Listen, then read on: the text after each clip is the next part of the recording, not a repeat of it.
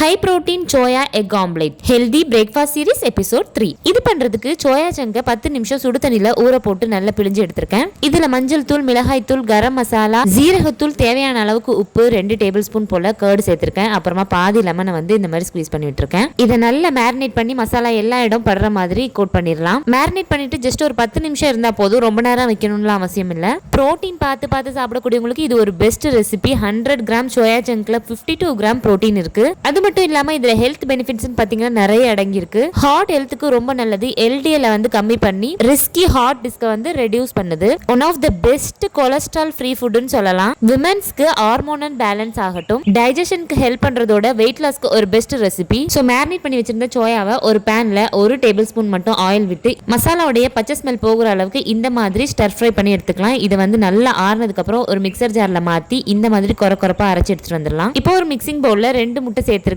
பொடியா நறுக்கின வெங்காயம், பொடியா நறுக்கின red colour capsicum, green colour capsicum, துருவின கேரட், பொடியா நறுக்கின மல்லி இலை, அதுக்கப்புறம் கொரப்பா அரைச்சு வச்சிருந்த சோயா சங்க் ஃப்ரை எல்லாத்தையும் போட்டு நல்லா மிக்ஸ் பண்ணி எடுத்துக்கலாம். இது எல்லாமே ஒருத்தர் சாப்பிட்றதுக்கான அளவு தான். இதுல நமக்கு காரத்துக்கு ஏற்ற மாதிரி கொஞ்சமா மிளகுத்தூள் சேர்த்துக்கலாம். தேவையான அளவுக்கு உப்பு சேர்த்து நம்ம இன்னும் நல்லா மிக்ஸ் பண்ணி இந்த மாதிரி ஒரு பதத்துக்கு கொண்டு வரணும். இதை பார்க்கவே ரொம்ப கலர்ஃபுல்லா சூப்பரா இருந்தது. உங்களுக்கு வேற ஏதாவது வெஜிடபிள்ஸ் பிடிக்கும் அப்படின்னா கூட இதுல நீங்க ஆட் பண்ணிக்கலாம். ஸோ அவ்வளோதான். இப்போ ஒரு பேன்ல 1 டீஸ்பூன் போல ஆயில் சேர்த்திருக்கேன். எண்ணெய் சூடானதுக்கு அப்புறம் நம்ம மிக்ஸ் பண்ணி வச்சிருந்த ஆம்லேட்டை ஊத்திடலாம். இதை ஃபுல்லாவே இந்த மாதிரி ஊத்திட்டு எல்லா இடம் படுற மாதிரி ஈவனா இந்த மாதிரி ஸ்ப்ரெட் பண்ணி விட்டுக்கோங்க.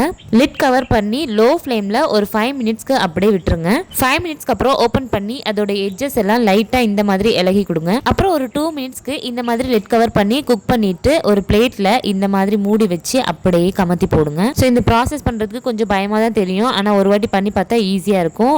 பிளேட் எட்ஜஸ் ஓப்பன்ல இருக்கணும், கவர் பண்ண மாதிரி இல்லாம இருந்தா ஓகேவா இருக்கும். ஸோ அவ்வளோதான், நம்மளுடைய சோயா சங்க் ஆம்லேட் ரெடி ஆயிடுச்சு. இதுல லோ கிளைசமிக் இண்டெக்ஸ் இருக்கிறதுனால நம்மளுடைய பிளட் சுகர் லெவலை கண்ட்ரோல் பண்றதுக்கும் எனர்ஜி லெவலை ஸ்டேபிளா வச்சுக்கவும் உதவுது. இது சாப்பிட்றதுனால நம்மளுடைய கிரேவிங் கட்டுப்படுத்தி நம்ம ஓவர் ஈட் பண்ணாம இருக்கிறதுக்கு ஹெல்ப்ஃபுல்லா இருக்கும். ஸோ எப்பவும் போல இட்லி தோசைன்னு சாப்பிடாம இந்த மாதிரி டிஃப்ரெண்டா செஞ்சு பாருங்க. நம்மளுக்கு ஹெல்த்தியாவும் இருக்கும், அதே நேரத்தில் ஃபில்லிங்காகவும் இருக்கும். கண்டிப்பா எல்லாரும் செஞ்சு பாருங்க. ஸோ இந்த வீடியோ உங்களுக்கு பிடிச்சிருந்தது அப்படின்னா எம்மி ஃபுடிக்கு சப்ஸ்கிரைப் பண்ணிக்கோங்க. தேங்க்ஸ் ஃபார் வாட்சிங். அஸ்ஸலாமு அலைக்கும்.